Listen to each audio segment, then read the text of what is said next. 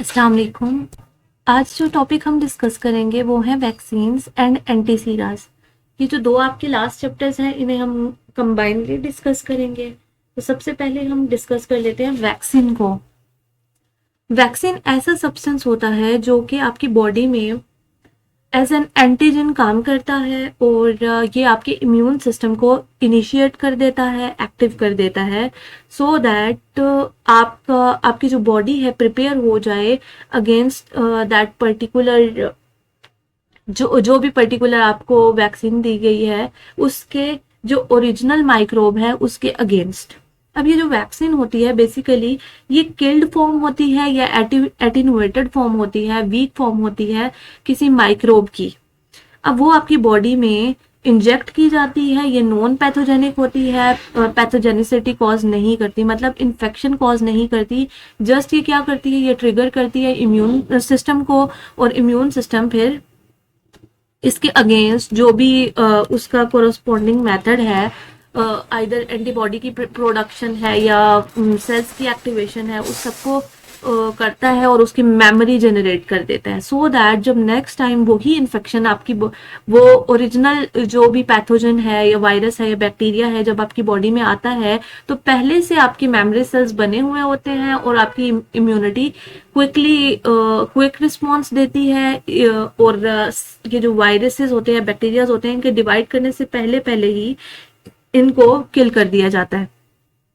Vaccine की जो अगर हम हिस्ट्री थोड़ी सी देखें तो एडवर्ड जीनर जो थे वो फर्स्ट टाइम उन्होंने ये जो थी वैक्सीन का इंट्रोडक्शन करवाया। उन्होंने कॉव पॉक्स का जो कह लें कॉव पॉक्स की वैक्सीन प्रिपेयर की और उसे इंजेक्ट किया। अब जब वो एडमिनिस्टर की गई तो उसने इम्यूनिटी प्रोवाइड की against smallpox as well. यही टेक्निक फिर बाद में लुइस पास्टर ने और जो बाकी के साइंटिस्ट थे उन्होंने कैरेड इसी को फर्दर एक्सटेंड किया और डिफरेंट वैक्सीन्स पे वर्किंग शुरू की गई। अच्छा, अब ये जो वैक्सीन्स का वर्ड निकला है ये वैका वर्ड से निकला है, that is of Latin origin, जिसका मतलब होता है काउ, क्योंकि सबसे पहले ये काउ पॉक्स वाली वैक्सीन ही ह्यूमंस में एडमिनिस्टर्ड की गई थी। अच्छा, ये जो वैक्सीन का आइडिया था, ये आइडिया जो था बेसिक चाइना से ओरिजिनेटेड है, जिधर ऐसा समझा जाता था कि जो भी आपकी in order to treat someone आपको वही इन्फेक्टिंग एजेंट बॉडी में इंसर्ट कर देना चाहिए। सो ये जो जीनर था उन्होंने ये कंसेप्ट जो लिया था ये चाइना से लिया था और उन्होंने कॉम्पॉक्स को इंसर्ट किया ह्यूमन में। अच्छा, उसके बाद से onward vaccines world wide use होने लगी। वैक्सीन जो हैं आपकी प्रोफाइलेक्टिक एजेंट भी हैं as well as therapeutic agent भी हैं। प्रोफाइलेक्टिक का क्या मतलब है, यानी कि ये प्रिवेंशन के लिए यूज होते हैं बहुत सारे इन्फेक्शियस एजेंट के लिए जो वाइल्ड एजेंट हैं उनके लिए। और therapeutic in the sense just they are in as they are investigated in research for cancer etc. अब जो आपकी डेवलपिंग इम्यूनिटी है उसको हम थोड़ा सा देख लेते हैं। अच्छा, वायरसेस का हमने आपको बताया कि फॉरेन पार्टिकल्स हैं बेसिकली जो कि वीक या एटेन्यूएटेड फॉर्म में, डिस्ट्रॉयड फॉर्म में आपकी बॉडी में इंसर्ट किए जाते हैं। ये नॉन वायरुलेंट होते हैं। अब ये जैसे ही बॉडी में आते हैं तो बॉडी क्या करती है, बॉडी रिकॉग्नाइज करती है इन्हें एज अ फॉरेन पार्टिकल, इनके अगेंस्ट इम्यून रिस्पॉन्स को ट्रिगर कर देती है। अब जब नेक्स्ट टाइम ओरिजिनल वायरस आपकी बॉडी में आता है तो वो ऑलरेडी आपकी बॉडी ने उसके क्या की होती है, मार्कर्स को डिटेक्ट किया होता है और आपका क्विकली रिस्पॉन्स प्रोड्यूस होता है और फिर आपके सेल जो ओरिजिनल वायरस है सेल में एंटर करने से पहले पहले उसको किल कर दिया जाता है, या आपका जो भी बैक्टीरिया है उसे। अच्छा, तो वैक्सीन जो हैं वो इरेडिकेशन ऑफ स्मॉल पॉक्स में उन्होंने बहुत इंपॉर्टेंट रोल प्ले किया। उसके अलावा भी बहुत कॉमनली जो वैक्सीन यूज की जाती हैं, rubella, polio virus, measles, mumps, rubella, typhoid, इन सब के अगेंस्ट वैक्सीन अवेलेबल है। एम ऑफ वैक्सीनेशन यही है कि प्रिवेंशन और थेराप्यूटिक इफेक्ट प्रोवाइड करना और इम्यून सिस्टम को क्या करना, एक्टिवेट कर देना। अच्छा, अब जो आइडियल वैक्सीन है उसमें कौन कौन सी प्रॉपर्टीज होनी चाहिए। आइडियल वैक्सीन को नॉन पैथोजेनिक होना चाहिए। नॉन पैथोजेनिक का मतलब ये है कि वो डिजीज नहीं ना कॉज करे, ठीक है। इम्यूनोजेनिसिटी उसकी ज्यादा होनी चाहिए। इम्यूनोजेनिसिटी का मतलब होता है कि इम्यून सिस्टम के साथ इंटरेक्ट करे और उसे एक्टिवेट करने की एबिलिटी, तो वो मैक्सिमम होनी चाहिए उसमें। एफिकेसी उसकी 90% से अबव होनी चाहिए। इफेक्टिवनेस अगर ओरली दे रहे हैं तो वो ओरली भी उसकी इफेक्टिवनेस होनी चाहिए। उसके बाद ये है कि उसकी लॉन्ग लॉन्ग इम्यूनिटी होनी चाहिए और लो कॉस्ट होनी चाहिए उसकी, और वाइड रेंज ऑफ जो है रिस्पॉन्सेस को एक्टिवेट भी करती हो। और दूसरी अगर वैक्सीन के साथ दी जा रही है, को एडमिनिस्टर की जा रही है, तो वो स्टेबल हो, कंपैटिबल हो। और उसके अलावा भी फिजिकल और केमिकल और थर्मल इनकम्पैटिबिलिटीज भी उसकी देखी जाती हैं। अच्छा, उसके बाद आ जाती हैं आपकी टाइप्स ऑफ वैक्सीन।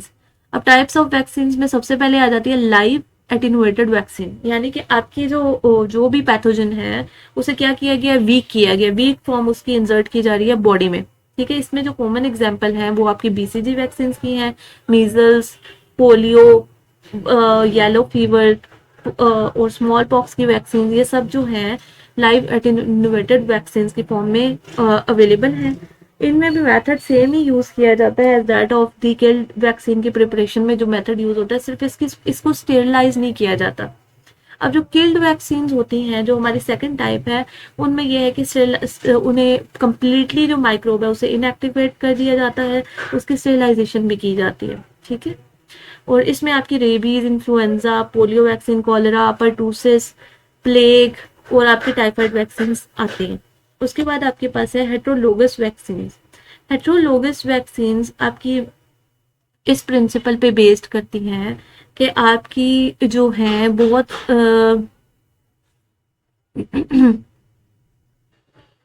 हाँ, हम इनकी बात कर रहे थे कि जो हेट्रोलोगस वैक्सीन होती हैं, इनमें बेसिकली जो आपका एंटीजन वाला पोर्शन होता है, ऐसा समझ लें कि वो पोर्शन अगर किसी और इंडिविजुअल में, किसी और ऑर्गेनिज्म में भी एग्जिस्ट करता है, तो वहां से हम एक्सट्रैक्ट करते हैं और उसे इंजेक्ट कर देते हैं ह्यूमंस में, so that we get we become immune from that particular antigen, ठीक है। इसमें आपकी एग्जांपल आ जाती है रोटा वायरस की, जो मंकी से एक्सट्रैक्ट करते हैं और ह्यूमन में इंसर्ट किया जाता है। सब यूनिट वैक्सीन है उसके बाद, जो कि सेकंड जनरेशन वैक्सीन कहलाती हैं।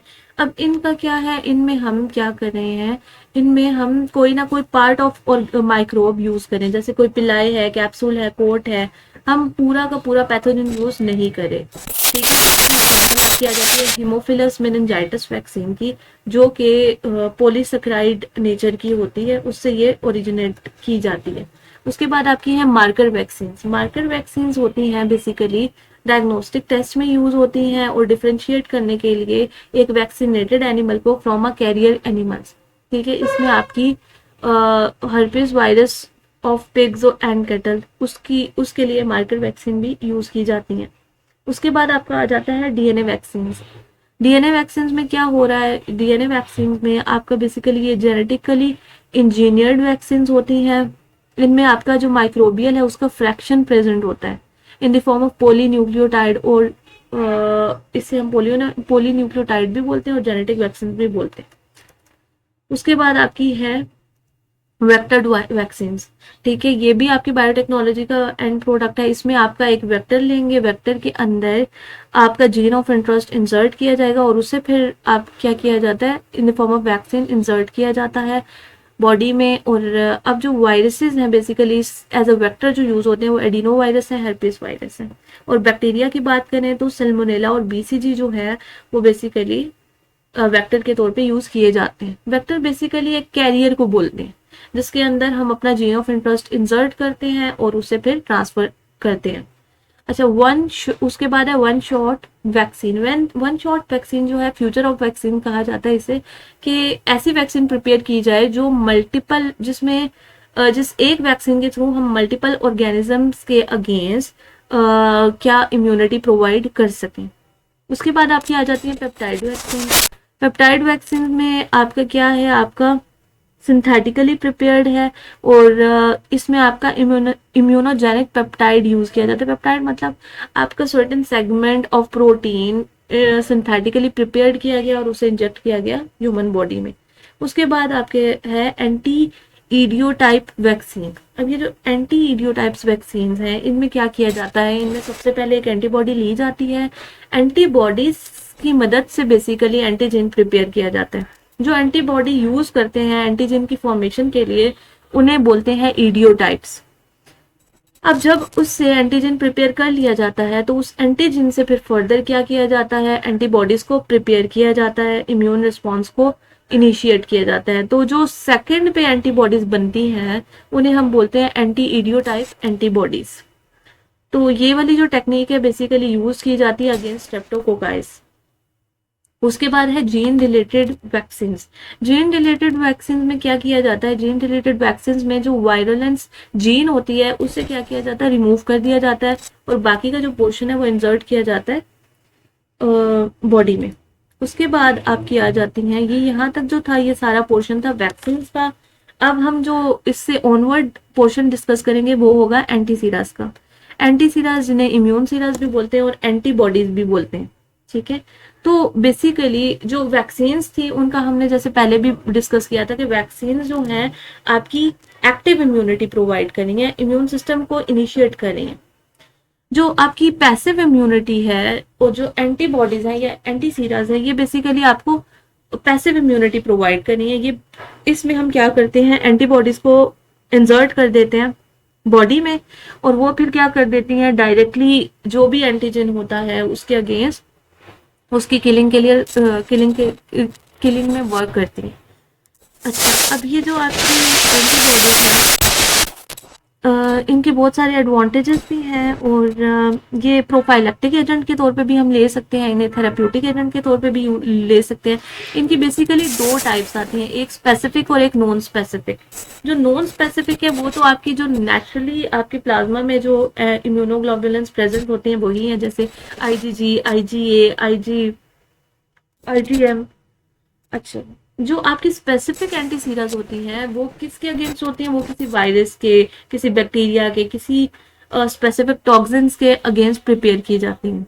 तो जो नॉन स्पेसिफिक एंटीसीरास हैं ये बेसिकली अगर किसी बंदे को बहुत ज़्यादा सिवियर इन्फेक्शन हो गया, लाइफ थ्रेटनिंग इन्फेक्शन हो गया, तो उस केस में हम देते हैं इसके शॉट्स। इसमें क्या होता है, इसमें आपकी IgA, IgG, IgM शामिल होती हैं और ये हम IM इंजेक्शन के फॉर्म में इंसर्ट करते हैं बॉडी में। स्पेसिफिक एंटीसीरास को अब देख लेते हैं और उसमें एंटीटॉक्सिन्स को देख लेते हैं। स्पेसिफिक एंटीसीरास, एंटीटॉक्सिन, अब ये क्या है, ये बेसिकली एंटीबॉडीज हैं टू टॉक्सिन्स, ठीक है। और टॉक्सिन्स कौन प्रोड्यूस करे, कोई माइक्रोब प्रोड्यूस कर रहे हैं, ठीक है। अब उन्हें इनका काम क्या है, उन्हें न्यूट्रलाइज करना, उन टॉक्सिन्स को न्यूट्रलाइज करना। अब इसमें एग्जाम्पल किसकी आ रही है, इसमें एग्जाम्पल आपकी आ जाती है डिप्थीरिया एंटीटॉक्सिन्स की, गैस गैंग्रीन एंटीटॉक्सिन की, टेटनस एंटीटॉक्सिन की और स्टेफाइलोकोकस एंटीटॉक्सिन की। उसके बाद जो नेक्स्ट टाइप है एंटीबॉडीज की वो आ जाती है एंटीबैक्टीरियल सीरास। अब ये जो एंटीबैक्टीरियल सीरास हैं ये पैसिव इम्यूनिटी प्रोवाइड करते हैं against disease caused by endotoxin producing bacteria. अब ऐसे बैक्टीरिया जो इंडोटॉक्सिन प्रोड्यूस करते हैं, जो इनसाइड मूव करने के बाद ह्यूमन बॉडी में टॉक्सिन प्रोड्यूस करते हैं और डिजीज कॉज करते हैं, उनके अगेंस्ट ये वाली जो एंटीबैक्टीरियल सीरास हैं वो हेल्प आउट करती हैं। ये जो है IV इंजेक्शन के फॉर्म में दी जाता है इनका शॉट, और ये जो बेसिकली है ये वाई जो ग्लोबुलिन फ्रैक्शन है उससे लिंक्ड होती है। इसमें एग्जांपल किसकी है, इसमें आपकी है लेप्टोस्पाइरा एंटीसीरम की। अच्छा, इसके बाद हम देख लेते हैं एंटीवायरल सीरस। ये जो एंटीवायरल सीरस है इनका मेथड ऑफ प्रिपरेशन थोड़ा डिफरेंट होता है एज कम्पेयर टू ये जो आपकी दूसरी एंटीबॉडीज हैं उनसे, क्योंकि ये जो वायरसेस होते हैं बेसिकली ये इन्हें कहा जाता है इंट्रासेलुलर पैरासाइट्स। जैसा हमने प्रीवियस लेक्चर्स में डिस्कस किया था कि ये ह्यूमन होस्ट को यूज करते हैं, और ह्यूमन होस्ट को या होस्ट सेल को कह लें, एनिमल्स में भी कॉज करते हैं, प्लांट में भी कॉज करते हैं। कोई भी होस्ट सेल होगा उसके अंदर अपना DNA या जेनेटिक मटेरियल इंसर्ट करेंगे और उसके बाद वो DNA की कॉपीज की जाएंगी और उससे फिर बेसिकली होस्ट सेल की मशीनरी यूज करके ये अपनी प्रोडक्शन करवाते हैं। तो इनके लिए जरूरी ये है कि इनकी पेनिट्रेशन से पहले ही इनको किल इनएक्टिवेट कर दिया जाए या इन्हें किल कर दिया जाए। इनकी जो प्रिपरेशन है बेसिकली ज़्यादातर ह्यूमंस में की जाती है, और अगर हॉर्सेस में की जाए तो रेबीज जो वैक्सीन है बेसिकली हॉर्सेस में प्रिपेयर की जाती है। ये था आपका चैप्टर, जो हमारा लास्ट चैप्टर था, वैक्सीन एंड एंटीसीरास, और यहीं पे हमारा जो माइक्रो कोर्स है वो कंप्लीट हो गया।